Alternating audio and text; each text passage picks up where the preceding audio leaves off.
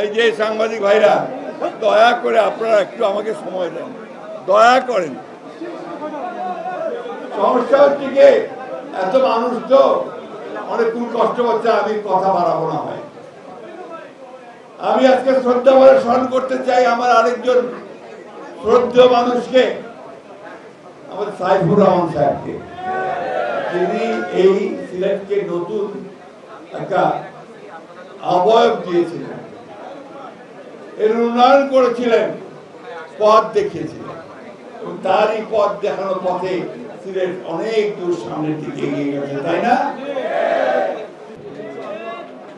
সহজে হবে না, শত্রু অনেক বাধা দিতে চায়, আটকাতে চায়, দেরি করতে চায়, আমাদেরকে সেগুলোকে কাভার করে দিতে হবে, আমাদেরকে পার হতে হবে। আমি পরিষ্কার করে বলতে চাই, সরকারকে বলতে চাই, অন্যান্য রাজনৈতিক দলগুলোকে বলতে চাই, যত নির্বাচনের দেরি হবে তত বাংলাদেশ পিছিয়ে যাবে। বিনিয়োগ আসবে না, ইনভেস্টমেন্ট হবে না, আমার ছেলেদের জব অপরচুনিটিস তৈরি হবে না, আমার মায়েরা মেয়েরা আরো বেশি নিরাপত্তা হারাবে, মবক্রেসি আরো বাড়বে, জুডিশিয়াল সিস্টেম ভেঙে পড়বে, আইন শৃঙ্খলা পরিস্থিতি ভেঙে পড়বে। সেই জন্য দরকার একটা নির্বাচিত সরকার, যে সরকারের পেছনে মানুষ আছে, যে সরকারের পেছনে জনসমর্থন আছে। যারা সেই শত বছর পূর্বে এখানে ইসলামের আলো ছড়িয়েছিলেন, যারা এখানে সত্যকে প্রতিষ্ঠা করেছিলেন, সুন্দরকে প্রতিষ্ঠা করেছিলেন, ইনসাফ প্রতিষ্ঠা করেছিলেন, সেই হযরত শাহজালাল দরগা এবং হযরত শাহপরানের দরগায় আমরা আসি।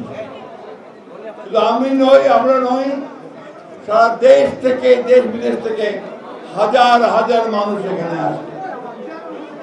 ঠিক কিনা বলেন? কেন আসে? কারণ এই যে মহান ব্যক্তিরা, এই যে মহান পুরুষেরা, যারা এই অন্ধকারকে আলোকিত করার জন্য সেই দিন সিলেটে এসে ইসলামের মহান বাণী প্রচার করেছিল, আমাদের নেতা তারেক রহমান সাহেবের শ্বশুর বাড়ি। আমাদের নেতা হচ্ছে আপনাদের দাবাত, তাই না? সেই জন্য আমরা এখানে আসতে একটু আনন্দ পাই, মনের মধ্যে শান্তি আসে আমাদের, যে আমরা আমাদের তীর্থস্থানের। বন্ধুগণ, আমি এখানে স্মরণ করি আমার সেই ভাই, যেই ভাই গণতন্ত্রের জন্য, দেশের স্বার্থ রক্ষার জন্য আমাদের মাঝ থেকে হারিয়ে গেছেন। ওই যে লুনা ভাবি বসে আছেন, সেই লুনা ভাবির স্বামী, তার সন্তানদের পিতা ইলিয়াস আলী আমাদের মাঝে নাই, কোথায় তাও জানি না। এই জন্যই এখানে আসলে আমরা অন্তত তাকে মনে করার চেষ্টা করি। সেই মিনার সহ আরো কয়েকজন যারা গুম হয়ে গিয়েছিল, মনে আছে আপনাদের সেই সময়?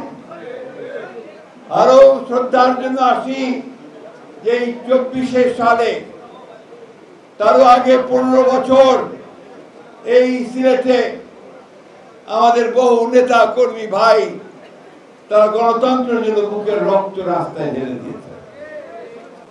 হাজার হাজার মানুষ, তাদের বিরুদ্ধে মিথ্যা মামলা হয়েছে। আমাদের নেতাদেরকে এখানে বসে আছে, তাদের অনেককে পায়ে হাতে বেরি লাগিয়ে মাসের পর মাস তাদেরকে কারাগারে বন্দী করে রাখে। এই সিলেটে 2024 সালে প্রায় 19 জন না 20 জন বোধ হয়, না কতজন, মোট 13 জনের বেশি আমার ভাই, আমার ছেলে, তাদেরকে গুলি করে হত্যা করেছে হাসিনা, ঠিক না? আমরা লড়াই করছি, সংগ্রাম করছি, আমার অধিকারের জন্য, আমার ভোটের অধিকারের জন্য, গণতন্ত্রকে প্রতিষ্ঠা করবার জন্য। সেই লড়াইয়ে যারা সঙ্গী ছিলেন তাদেরকে শ্রদ্ধা জানাতে আমরা সিলেটে এসেছি। বন্ধুগণ, মালিক ভাইকে ধন্যবাদ জানাতে চাই। মালিক ভাই শুধু আজকের এই সভার সভাপতি না, মালিক ভাই যুক্তরাজ্য বিএনপির সভাপতি। না না না, শুধু তাই না, ভুল। তিনি দীর্ঘ 15-16 বছর ধরে এই বিএনপি ঝান্ডা তুলে আওয়ামী লীগের বিরুদ্ধে গোটা ইউরোপ তিনি চষে বেরিয়েছেন। এটা অস্বীকার করার আমাদের কোনো উপায় নেই আছে। তাই উনি যখন আমন্ত্রণ জানালেন, আমার চেয়ারম্যান মহোদয় যখন আমাকে বললেন যে হ্যাঁ যেতে পারেন, তখন আমি আপনাদের নেতাদের সঙ্গে কথা বলেছি, আমি সালামের সঙ্গে কথা বলেছি, কাহিনী সাহেবের সঙ্গে কথা বলেছি, আমি এখানে গৌসের সঙ্গে কথা বলেছি, মুক্তাদির সাহেবের সঙ্গে কথা বলেছি যে আমি এই মিটিং এ আসতে চাই, কারণ আমার অন্তর থেকে টান আসছে এই মিটিং এ আসার জন্য। আমি আরেকজনকে দেখে খুব খুশি হলাম, মহিত ভাইকে। আমাদের মহিত ভাইয়ের সঙ্গে সম্পর্ক আমাদের দীর্ঘদিনের, আন্তর্জাতিক সম্পাদক হিসেবে তার সঙ্গে আমি নিজেও বহু ইউরোপের দেশে দেশে ঘুরেছি। বন্ধুগণ, এমনি এমনি হঠাৎ করেই এই হাসিনা পালায় নাই।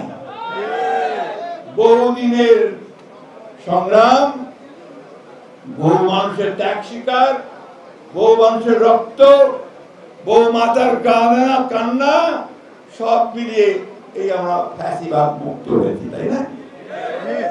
এখন এই ফ্যাসিবাদ মুক্ত হলাম, ঠিক আছে, এখন করবোটা কি? আমরা তো বলেছি এই লড়াইটা হচ্ছে আমাদের গণতন্ত্রের লড়াই। অর্থাৎ আমরা বাংলাদেশে একটা গণতান্ত্রিক রাষ্ট্র প্রতিষ্ঠা করতে চাই, যেখানে সবার অধিকার পূর্ণ করা হবে, ভোট দিতে পারবে মানুষ, যেখানে কথা বলতে পারবে, বাক স্বাধীনতা থাকবে, যেখানে আমার ছেলেরা যারা এখন কাজ পায় না তারা কাজের সুযোগ পাবে, আমাদের মহিলারা তাদের নিরাপত্তা নিশ্চিত করা হবে, তারা কাজের সুযোগ পাবে, আমাদের ছেলেরা লেখাপড়ার সুযোগ পাবে, আমাদের মা বোনেরা তাদের সন্তানদেরকে চিকিৎসা করার জন্য হাসপাতাল পাবে। এইরকম একটা রাষ্ট্র আমরা চাই, এইরকম একটা দেশ আমরা চাই, তাই না? সেই দেশ তৈরি করার জন্য আমরা নতুন করে সংগ্রাম শুরু করেছি বন্ধুরা। আর আমাদের এই সংগ্রাম, আমাদের যুদ্ধ, তার নেতা হচ্ছেন আমাদের এখন আমাদের তরুণ নেতা তারেক রহমান সাহেব। আমাদের নেত্রী দেশনেত্রী বেগম খালেদা জিয়া, তিনি দীর্ঘকাল আমাদেরকে নেতৃত্ব দিয়েছেন। এখন অসুস্থ অবস্থায় বসে তিনি আমাদেরকে পরামর্শ দেন আপোষহীন গণতন্ত্রকে প্রতিষ্ঠা করার জন্য। আমরা সেই দল, যেই দল এই দেশে স্বাধীনতার ঘোষণা করেছিল তার প্রতিষ্ঠাতা শহীদ প্রেসিডেন্ট জিয়াউর রহমান। আমরা সেই দল, যে দলের প্রতিষ্ঠাতা এখানে বহুদলীয় গণতন্ত্রের প্রবর্তন করেছিল। আওয়ামী লীগ বড় বড় কথা বলে, শেখ মুজিব তো একদলীয় শাসন ব্যবস্থা আশ্বাস করেছিল, মানুষের সব অধিকার কেড়ে নিয়েছিল, পত্র পত্রিকা বন্ধ করে দিয়েছিল। এই যে আজকে অসংখ্য মিডিয়া দেখতে পাচ্ছেন, এই মিডিয়া সব বন্ধ করে দিয়েছিল। শুধু 4টা থাকবে, তার বেশি থাকবে না। মানুষের মৌলিক অধিকারগুলোকে হরণ করে দিয়েছে, আমার সুযোগ সুবিধা বন্ধ করে দিয়েছে। সেই অবস্থা থেকে শহীদ প্রেসিডেন্ট জিয়াউর রহমান বহুদলীয় গণতন্ত্রকে ফিরিয়ে নিয়ে এসে মানুষের বাক স্বাধীনতাকে ফিরিয়ে দিয়ে, কথা বলার স্বাধীনতাকে ফিরিয়ে দিয়ে, সংবাদপত্রের স্বাধীনতাকে ফিরিয়ে দিয়ে নতুন সুযোগ সৃষ্টি করেছিলেন, অর্থনীতিকে খুলে দিয়েছিলেন। প্রতিযোগিতা করা যাবে। এই যে ভাইয়া, ও ভাইয়া, আপনি আসবেন, আপনি আসবেন, একটু বক্তৃতা করেন। সমস্যা, আমরা কেউ ধৈর্য ধরতে পারি না। এই কয়েকটা মিনিট ধৈর্য ধরেন, অনেক ধৈর্য ধরছেন গল্পের মধ্যে। এত দূর থেকে আসছি, ঢাকা থেকে, দু একটা কথা বলে না গেলে আমারও খারাপ লাগবে, তাই না?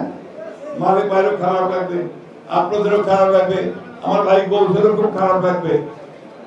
পিটিয়ে পিটিয়ে ওর শরীর জর্জরিত করে দিয়েছে হাসিনা সরকার। বেরি হাতে পায়ে বেরি দিয়ে আটকে রাখতো। এই অত্যাচার নির্যাতন সহ্য করে আমরা আজকে এই জায়গায় এসেছি। বন্ধুদের সামনে আমাদের একটাই কথা, আমরা একটা গণতান্ত্রিক বাংলাদেশ চাই। আমরা আমাদের তরুণ যাতে যুবক যাতে তাদের কর্মসংস্থান সৃষ্টি করতে চাই। আমরা বাংলাদেশকে একটা উন্নত রাষ্ট্রে পরিণত করতে চাই। সেই জন্য আমরা বিএনপি থেকে 31 দফা দিয়েছি, তাই না? কি শুনছেন 31 দফার কথা? মনে হয় না, জোরে বলেন না তো। এই 31 দফা নিয়ে আমাদের নেতারা কিন্তু আমাদের ঘরে ঘরে গেছে, প্রত্যেক ইউনিয়নে থানায় থানায় গেছে, তাই না? বোঝানোর চেষ্টা করছে। এই 31 দফার মধ্যেই আছে বাংলাদেশের ভবিষ্যৎ। এই 31 দফার মধ্যেই আছে নতুন বাংলাদেশের স্বপ্ন, যে স্বপ্ন আমাদেরকে সামনের দিকে এগিয়ে নিয়ে যাবে। আমরা কি চিরকাল দরিদ্র দেশ হয়ে থাকবো? আমরা কি চিরকাল সে নিচে পড়ে থাকবো? আমরা সামনের দিকে এগোতে চাই। এবং এখন আমাদের ছেলেরা তৈরি হয়ে গেছে, তারা এখন সামনের দিকে এগোতে চায়। সেই জন্যই বিএনপিকে সেই দায়িত্ব নিতে হবে, যে সেই নেতৃত্ব দিতে হবে, যে নেতৃত্বের মধ্য দিয়ে একটা নতুন বাংলাদেশ আমরা তৈরি করতে পারি। বন্ধুগণ, আমরা সেই বাংলাদেশ দেখতে চাই যে বাংলাদেশের স্বপ্ন শহীদ প্রেসিডেন্ট জিয়াউর রহমান দেখেছিলেন, যে বাংলাদেশের স্বপ্ন নিয়ে তিনি খাল কেটেছিলেন গ্রামে গ্রামে গিয়ে, যে বাংলাদেশের স্বপ্ন নিয়ে তিনি সমস্ত মানুষের মধ্যে গান গেয়ে বেরিয়েছিলেন। সেই স্বপ্ন দেখতে চাই, যে স্বপ্ন আমাদের নেত্রী দেশনেত্রী বেগম খালেদা জিয়া গ্রামে গ্রামান্তরে চারণ কবির মতো গান গিয়ে, গণতন্ত্রের গান গিয়ে মানুষকে উজ্জীবিত করেছিলেন। আমরা সেই স্বপ্ন দেখতে চাই, যার স্বপ্ন আমাদেরকে এখন আমাদেরকে তরুণ নেতা তারেক রহমান সাহেব দেখাচ্ছেন। একটা আসুন আমরা সবাই মিলে একটা নতুন বাংলাদেশ গড়ে তুলি।